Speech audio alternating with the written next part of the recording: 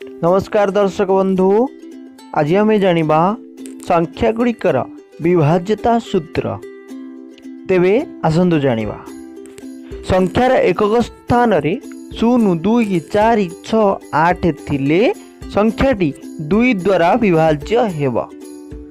संख्यार अंक मानक समष्टि 9 द्वारा विभाज्य होइतिले संख्याटी 3 और 9 द्वारा विभाज्य हेब। संख्याटी 2 और 3 उभय द्वारा विभाज्य हेउथिले ताहा 6 द्वारा विभाज्य हेब। संख्यार एकक स्थान रे 0 किंबा 5 थिले संख्याटी 5 द्वारा विभाज्य हेब। संख्यार एकक स्थान रे 0 थिले संख्याटी 10 द्वारा विभाज्य हेब। संख्यार दशक और एकक स्थानीय अंक द्वारा गठित संख्या 4 द्वारा विभाज्य हेउथिले संख्याटी 2 और 4 द्वारा विभाज्य। संख्यार अंक मानक समष्टि 3 द्वारा विभाज्य हेउथिले संख्याटी 3 द्वारा विभाज्य हेब।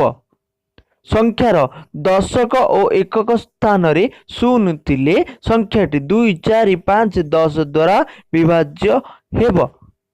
संख्याटी 3 और 4 उभय द्वारा विभाज्य हेउथिले ताहा 12 द्वारा मध्य विभाज्य हेब।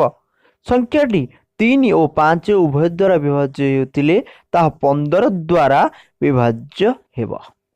आपण को अनुरोध कि एही चैनल को सब्सक्राइब करंतु, ताहले आपण मु छाड़ुथिबा नुआ नुआ वैल्यूएबल मैथमेटिक्स वीडियो जानि परिबे।